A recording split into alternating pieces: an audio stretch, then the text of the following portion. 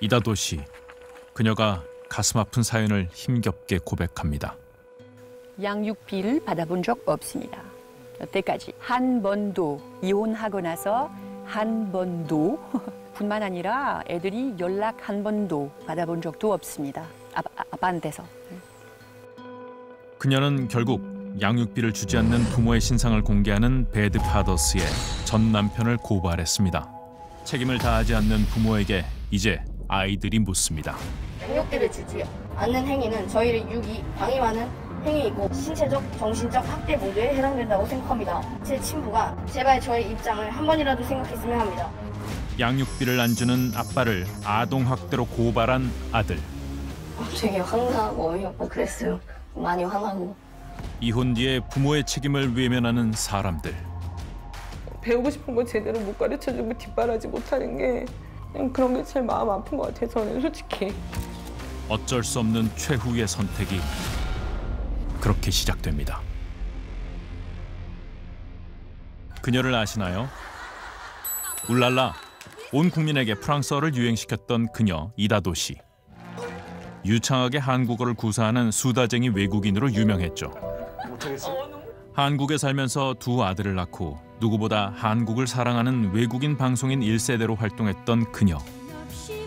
이혼할 때 유일했던 소망과 달리 전 남편과 친구 같은 관계를 유지할 수 없었던 걸까요? 2010년 5월 이혼하게 됐고 이혼하게 되는 지 10년 됐어요. 그때 당시에 큰아들이 12살이었고 막내는요 5살밖에 안 되었어요. 당시 양육권과 친권을 받고 양육비 합의도 했습니다.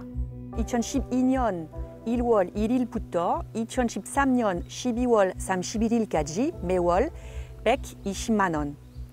그 다음 날부터 2017년 4월 24일까지 매월 140만 원. 2023년 11월 8일까지 애들 생일이에요. 그러니까 애들 성인 될 때까지 매월 70만 원.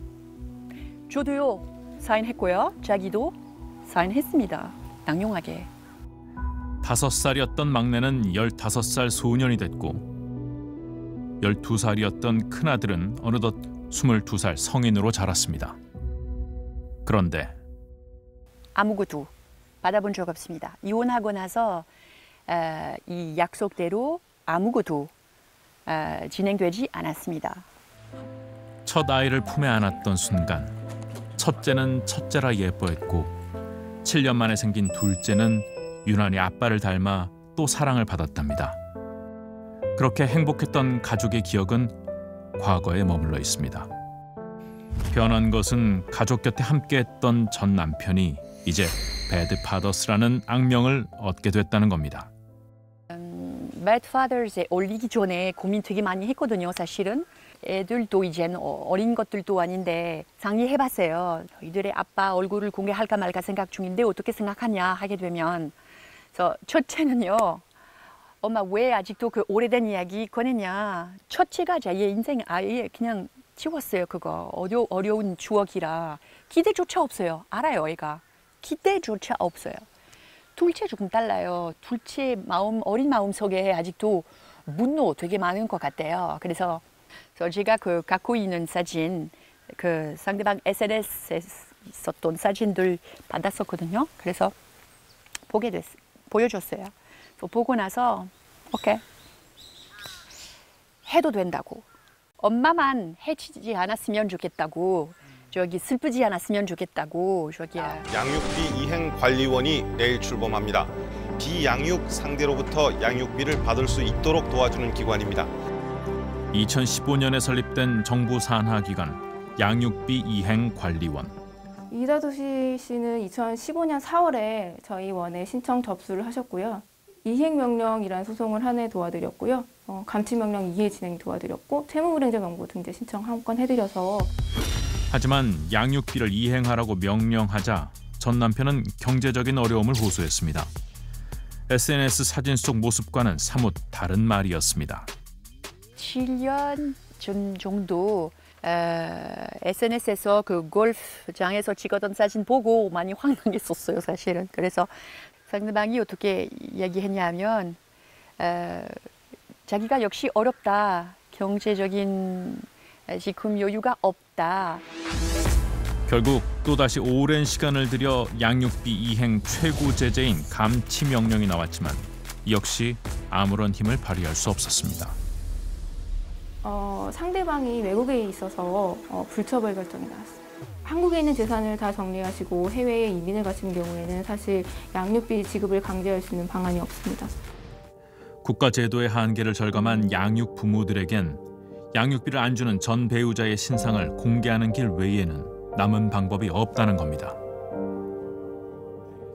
물론 한쪽의 이야기만 듣고 곧바로 신상을 공개하는 것이 아니라 사전에 양육비 미지급 부모에게 연락을 취합니다. 신상을 공개하기 전에 사전 통보를 먼저 하거든요. 당신에게 지금 이렇게 양육비를 미지급했다는 제보가 들어왔다. 이게 사실이 아니라면은 우리한테 알려달라. 그리고 만약에 이게 사실이라면은 양육자에게 그 전화를 해서 타협을 해갖고 원만하게 해결을 해라. 그리고 이게 원만하게 해결되지 않으면 부득이하게 당신의 신상이 공개될 수 있다. 이렇게 사전 통보를 합니다. 신상 공개를 예고하자 이다도 씨의 전 남편으로부터도 연락이 왔습니다. 이거는 개인 간의 문제인데 당신들이 무슨 권리로 남의 신상을 공개하느냐. 뭐 이런 내용뿐이었어요. 해결할 의사가 전혀 없는 거잖아요. 그럼 신상 공개 이후에 다시 연락이 왔나요? 없습니다.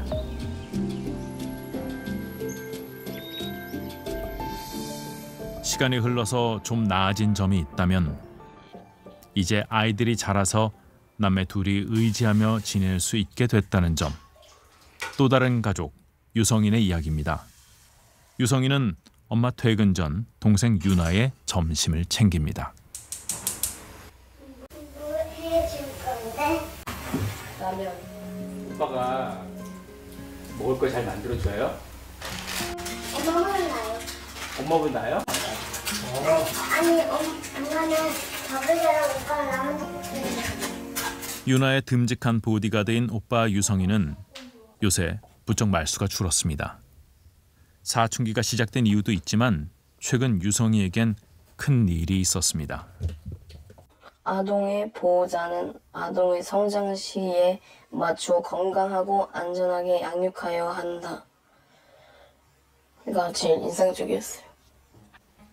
유성이가 아동복지법을 열심히 공부한 이유가 있습니다.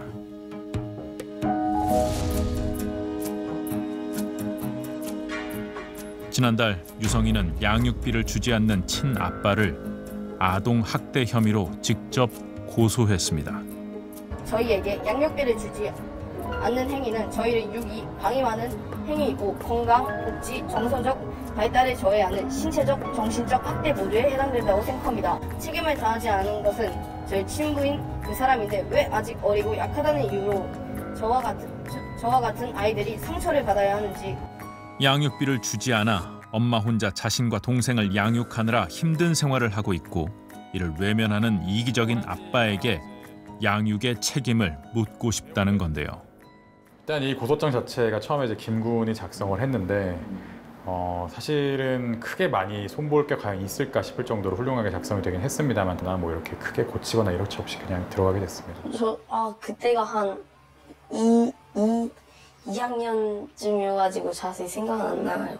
엄마한테는 뭐 되게 차갑게 대하고 저희한테도 좀 차갑게 대했던 것 같아요. 그냥 집에 안 들어오셨어요. 이혼하고 아빠 만난 적 있어요? 아니요, 한 번도 없어요. 전화번호도 바뀐 아빠의 집 주소를 올해 들어서야 겨우 알게 됐습니다. 양육비 요구에 응하지 않는 아빠를 직접 만나러 가야겠다는 엄마를 유성이도 따라 나섰다고 합니다. 어릴 때 했던 그런 유기 그런 거를 되게 왜 그랬냐고 따지고 싶었어요. 이유가 궁금했어요. 왜 저희한테 왜 그랬는지. 하지만 엄마가 만날 수 있었던 건 아빠가 아닌 경찰이었습니다. 답장이 없어 집 앞에서 연락한 엄마를 아빠는 주거 침입죄로 경찰에 신고했던 겁니다. 되게 황당하고 어이없고 그랬어요. 많이 화나고. 그 아우디 연결 끌고 다녔는데 돈 못 번다고 양육비를 못 준다 하니까 되게 어이가 없어요. 재혼을 하고 양육을 한다는 거에 더 화가 난 것 같아요.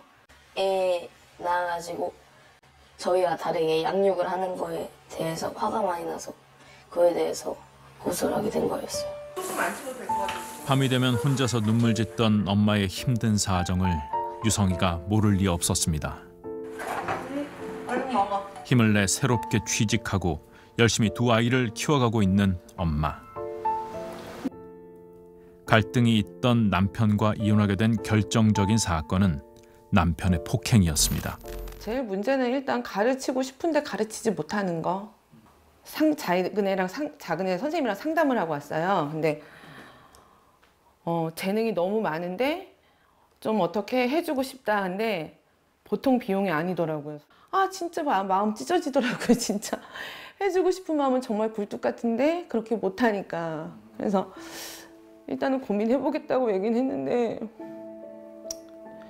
제가 봤을 때는 적은 어떠한 뭐 진짜로 법적 처벌보다는 자기 마음이 아픈 거 상처죠 그게. 근데 어차피 소통하고 외칠 수 있는 방법은 고소장이라고 생각하고 낸 건데 친부 입장에서는 그렇게 생각을 안 하니까 좀 그게 마음이 아프긴 하더라고요.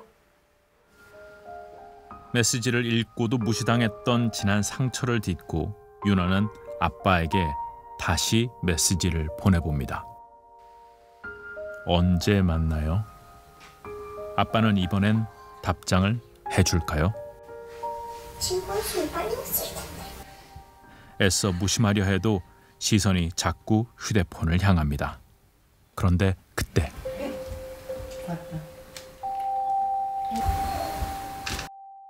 왔어. 5년 만에 처음 받아보는 아빠의 문자 메시지입니다. 윤아가 문자로 대화를 이어갑니다. 하루 일 빼고 학교 오네. 오지 마세요. 학교로 오는 건 반갑지 않습니다. 아이고 학교로 오면 어떡하지. 여보세요? 네, 지금 밖에예요. 5년 만에 들어보는 아빠의 목소리. 반갑기보다 어색한 마음이 더 큽니다. 이제 메시지로 다시 넘어갈게요. 저한테는 안 와도 돼요. 감정이 안 좋죠. 많이 안 좋았죠. 큰애를 앞장세워서 이때 나올지는 몰랐죠. 저희는 뭔 얘기를 해도 제 얘기를 들으시는 분이 없어요. 경제적으로 매우 어려웠다는 건데요. 그렇다면 외제차를 타고 다닌다는 건 어떻게 된 일일까요? 지금 중고가로 800만 원도 안 됩니다. 차 팔아서 주지 이런 얘기 많이 들어요. 손깍지 많이 들어요. 근데요, 제가 돈이 없고 제 떳떳한 내용이었고 뭘 했으면 그런 생각은 조금이라도 했겠죠. 근데 현처가 무슨 잘못이 있어요? 양육비는 재판 결과나 양육비 의무에 대한 인지에 상관없이 내야 하는 것입니다.